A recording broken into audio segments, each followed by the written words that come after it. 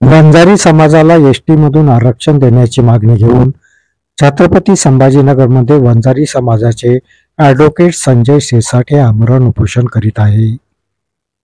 सिरसाटांच्या उपोषणाला यवतमाळच्या घाटंजीमधून वंजारी सेवा संघाने पाठिंबा दिला। वंजारी सेवा संघाच्या वतीने घाटंजी तहसीलदारांमार्फत मुख्यमंत्री देवेंद्र फडणवीस यांना निवेदन देण्यात आले।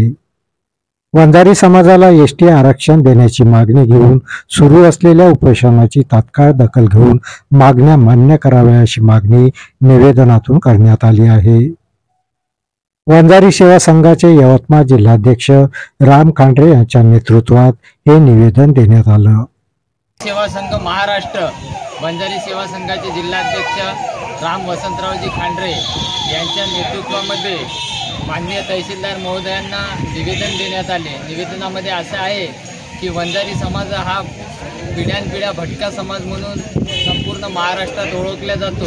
तसेच संपूर्ण राज्यामध्ये सुद्धा देशामध्ये सुद्धा मध्य प्रदेश असो, गुजरात असो, कर्नाटक असो, अनेक ठिकाणी समाजाची अवस्था अत्यंत हे आहे, खालच्या दर्जाची आहे तरी म्हटलं तरी चालणार आहे, बिकट परिस्थिती आहे। तसेच आपल्याला जर माहिती असेल तर आपला जो भाग हा विदर्भाचा बेरारमध्ये येत होता, त्यामध्ये त्या गॅजेटमध्ये स्पष्ट उल्लेख आहे की वंजारी समाज हा एसटीमध्ये समाविष्ट व्हायला पाहिजे। तसंच हैदराबाद गॅजेटमध्ये सुद्धा याचा उल्लेख आहे।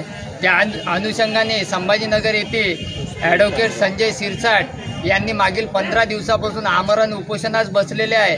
त्या उपोषणास समर्थन व सरकारने त्या उपोषणात जे मागणी केलेली आहे की वंजारी समाजाला एसटीमध्ये आरक्षण देण्यात यावे, याचा त्वरित दखल घेऊन त्यावर तोडगा काढण्यात यावा, याकरिता आज येथे निवेदन देण्यात आलेलं आहे।